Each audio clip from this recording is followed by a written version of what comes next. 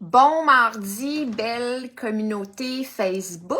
Bienvenue sur mon 127e, je pense, live de mon défi 365. Aujourd'hui, je parle d'un sujet que je veux parler depuis vraiment super longtemps, qui est sur ma liste de sujets pour mes lives, puis ça n'a juste pas à donner encore. Et là, j'ai décidé que c'était aujourd'hui que ça se passait parce que c'est à l'ordre du jour avec plusieurs clients en ce moment. C'est la résistance à l'insuline. Mon sujet du jour. Est-ce que vous savez c'est quoi, vous, la résistance à l'insuline? Moi, je savais pas c'était quoi la résistance à l'insuline avant d'étudier, avant de faire ma certification en santé intégrative. Et depuis... Salut! Allô, allô, allô! Et depuis que je fais ce métier-là, j'en reviens pas à quel point il y a plein de monde qui sont affectés par cette condition-là, cette situation-là, sans le savoir. Donc, ils souffrent de tout plein de différents symptômes. Puis leurs médecins ont tendance à faire des tests de sang, puis conclure en disant tout est beau, c'est l'âge, c'est normal, qu'est-ce que tu veux, c'est ça qui se passe, tu sais, genre, il y a tellement de monde qui m'arrive en me disant ça.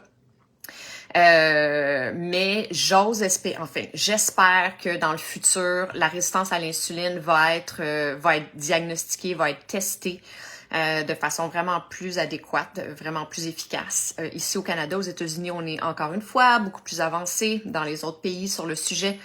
Mais ouais, le reste du Canada, en fait, je le sais pas trop. Mais au Québec, on est très en retard sur le sujet, je le sais. C'est très malheureux. Mais bref, nous, on est là pour en parler. Les coachs en santé intégrative et les médecins fonctionnels en parlent beaucoup déjà. Donc, c'est quoi la résistance à l'insuline? Alors, je vais vous expliquer comment notre corps réagit quand il reçoit de la nourriture déjà, parce que tout part de là. Quand on mange un repas, même s'il est santé, même s'il est rempli de légumes, peu importe ce qu'on mange, il y a toujours une dose de glucose, une dose de sucre dans ce qu'on mange, autant dans les légumes que pas mal dans tout ce qu'on mange. En fait, évidemment, il y a des niveaux différents. Mais bref, donc, notre corps, il va recevoir la dose de glucose qui va s'en aller directement dans le sang. Et quand le glucose arrive dans le sang, oups, là, il y a comme une alerte qui s'en va au pancréas. Il y a un message qui s'en va au pancréas pour lui dire vite, vite, vite, produis et libère de l'insuline, l'hormone de l'insuline pour rétablir la situation. Parce que il faut pas qu'on aille de sucre dans le sang. Enfin, pas longtemps, puis il faut surtout pas que ça fasse des curves comme ça parce que c'est là que on se ramasse avec plein de symptômes vraiment super contraignants. Donc, le pancréas va se mettre à libérer de l'insuline. Puis là, l'insuline, elle va sortir, elle va aller chercher le glucose dans le sang, puis elle va le redistribuer dans les cellules de nos organes, de nos muscles, qui, eux, vont transformer l'insuline en énergie. Qui vont transformer le glucose en énergie, c'est-à-dire. Ce qui se passe, ça s'appelle de la sensibilité à l'insuline. Donc, les cellules vont s'ouvrir, puis ils vont accueillir, ils vont prendre le glucose, c'est-à-dire, la résistance à l'insuline, c'est quand les cellules, ils s'ouvrent plus. C'est quand ils résistent à l'arrivée de l'insuline qui va transporter le glucose pour venir l'administrer dans chacune des cellules. Ben, la cellule, elle s'ouvrira plus. Ce qui va se passer, ben là, c'est que le sucre, il saura plus trop où aller. Il va se promener librement un petit peu partout dans notre organisme. Puis c'est là que ça va commencer à créer des sérieux problèmes, surtout à long terme, évidemment. Ça peut emmener, quand on est en état de résistance à l'insuline pendant très longtemps, on peut se ramasser en état de prédiabète de type 2, puis éventuellement en diabète de type 2. Mais il y a plein de conséquences encore même plus sérieuses que ça, des conséquences au niveau de la santé cardiovasculaire, entre autres. Ça peut vraiment nous mettre à risque, ça peut nous emmener à se retrouver dans le syndrome métabolique qui, lui, est un ensemble de facteurs de risque pour les maladies cardiovasculaires. Puis, donc, c'est ça. Alors, comment qu'on en arrive à une situation comme la résistance à l'insuline? Ben, il y a plein de choses. Déjà, il y a des conditions qui sont associées à la résistance à l'insuline. Ce qui veut dire que quand on a, je vais vous en nommer, quand on a quelques trucs conditions physiques, ben de façon générale, il y a une résistance à l'insuline qui est là aussi. L'obésité, c'est la première. On dit que dans la majorité des cas d'obésité, il y a une situation de résistance à l'insuline. Ensuite, quand on a des maladies cardiovasculaires déjà à la base, quand on a ce qu'on appelle en anglais un fatty liver, en français, c'est le foie gras. C'est un petit peu bizarre, j'en ai déjà parlé, je crois. En fait, c'est la stéatose hépatique. C'est le non alcoolique. Fait que c'est comme une maladie du foie qui est pas associée à un excès d'alcool. Et ça peut être une condition aussi qui est vraiment qui est comme non testé. Ben, oui, non, c'est pas vrai que c'est non testé, on le voit, les médecins peuvent le dire, mais on n'en entend pas vraiment beaucoup parler, on est comme pas on n'en entend pas parler. En tout cas, moi, j'en avais pas beaucoup entendu parler. Ensuite, ben le syndrome métabolique, comme je vous disais tantôt, les ovaires polykystiques, j'en ai déjà parlé, puis ça non plus, on n'en entend pas parler. Moi, j'ai été diagnostiquée des ovaires polykystiques dans une clinique de fertilité ici à Montréal quand j'essayais de tomber enceinte il y a quelques années. Puis le spécialiste, le médecin qui me suivait, nous avait dit que j'avais des ovaires polykystiques. Ça s'est arrêté là. On m'a rien dit. On m'a pas dit que y avait des chances que j'aie une résistance à l'insuline, ce qui pouvait aggraver la situation ou même causer la situation. Donc, voilà. Ensuite, diabète de type 2. Fait que ça va vraiment dans les deux sens. Autant que la résistance à l'insuline peut créer un diabète de type 2, autant que le diabète de type 2 peut créer une résistance à l'insuline. On dit qu'aux États-Unis, il y a 1 personne sur 3 qui a une résistance à l'insuline. Quand même, il me semble qu'il serait temps qu'on commence à en parler, qu'on commence à être plus éduqué sur la question. Je dis ça comme ça. Les symptômes, il y en a quelques-uns. Fait que prenez des notes. Prenez des notes, en fait. Si jamais vous en avez, là, c'est pas, vous n'avez pas besoin d'avoir tous ces symptômes-là pour vous dire, ah ben, ça y est, c'est sûr, j'ai une résistance à l'insuline. Mais quelques symptômes de la liste que je vais vous nommer peut vous indiquer que. Fait que ça serait important que si vous en avez, ben je vous suggère vraiment fortement de consulter votre professionnel de la santé pour lui demander, lui en parler en fait, voir si vous pourriez pas investiguer un petit peu plus loin. Symptômes, une soif excessive, comme genre tout le temps soif. Ça, c'en est un. Ensuite, envie d'uriner souvent. Là, vous allez me dire, si tu as tout le temps soif, tu bois beaucoup, fait que tu as envie de faire pipi. Ouais, mais pour la même quantité de liquide, là, tu as comme envie d'aller uriner plus qu'à l'habitude. Avoir faim, même après avoir mangé, continuer d'avoir faim parce que les hormones, l'hormone gréline puis l'hormone leptide, je crois, qui est l'hormone de satiété, est tout déréglé. Les deux hormones, l'hormone de la faim puis l'hormone de satiété sont vraiment toutes déréglées. Vision trouble, mal de tête, infection de la peau ou infection vaginale. Des blessures qui prennent vraiment du temps à guérir, comme des blessures superficielles, une coupure, une brûlure qui prend plus de temps qu'à l'habitude pour guérir. Ensuite, si on est rendu en état de prédiabète de type 2, il n'y a pas beaucoup de symptômes qui peuvent nous indiquer, mais il y en a quelques-uns, comme genre le dessous des aisselles qui deviennent foncés, ça peut en être un. Des skin tags, en anglais, en français, c'est des tétines. C'est un mot tellement laid, tétine, mais des tétines de peau. Ça en est un, c'est un des symptômes. Ensuite, de façon générale, la résistance à l'insuline, là, quand on est rendu avancé dans notre résistance à l'insuline, on somnole, on est super fatigué, mais surtout, l'indicateur principal, je pense que ça se dit, principal, c'est une accumulation de gras au niveau de l'abdomen. Fait que vraiment, là, tu sais, on voit ça souvent quand même, des femmes qui ont des petites jambes, des petits bras, mais qui ont vraiment un amas de gras autour de l'abdomen. C'est du gras viscéral, c'est du gras profond, qu'on a vraiment de la difficulté à perdre. Ça, c'est vraiment un indicateur super important dans le diagnostic de la résistance à l'insuline. Ensuite, fatigue après les repas, mais vraiment plus qu'à l'habitude. Puis un craving de sucre, comme une envie de manger des choses sucrées régulièrement. Fait que ça, c'est des symptômes qui peuvent, je dis bien peuvent, nous indiquer qu'on est en état de résistance à l'insuline.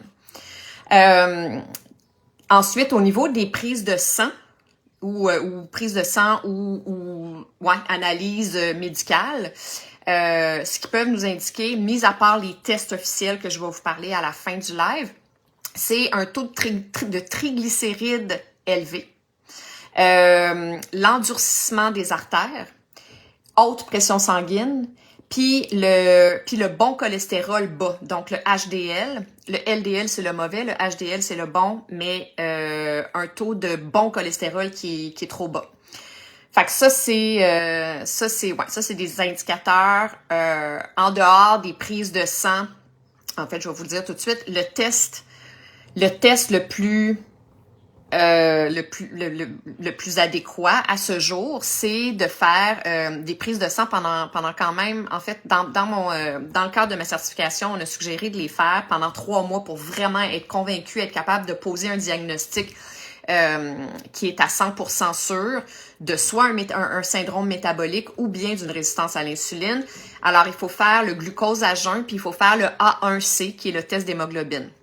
Donc, ces 2 tests sanguins-là, il faut les faire. Ben là, tu sais, j'imagine que tous les médecins ont leur philosophie différente à ce sujet-là, leur façon de procéder différente. Mais comme je vous dis, moi, dans le cadre de mes études, on a appris qu'il fallait le faire pendant 3 mois. Bref, fait que ça, c'est les 2 tests sanguins à ce jour.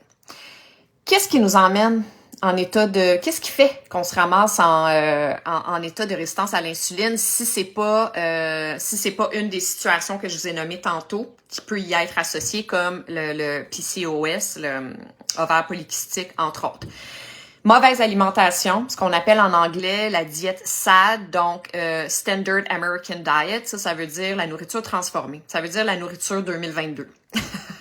La nourriture qu'on retrouve surtout dans le milieu des épiceries. Donc, c'est pas les choses qui sont frais, c'est pas les fruits et les légumes frais ou la viande et les poissons non transformés. On parle vraiment des aliments transformés, des aliments qui contiennent des produits chimiques, des produits de conservation, du sucre, des huiles raffinées, des gras saturés, etc., etc. Fait que donc, une mauvaise alimentation. Malbouffe, numéro 1. Ensuite, obésité. Ensuite, manque d'exercice, donc sédentarité.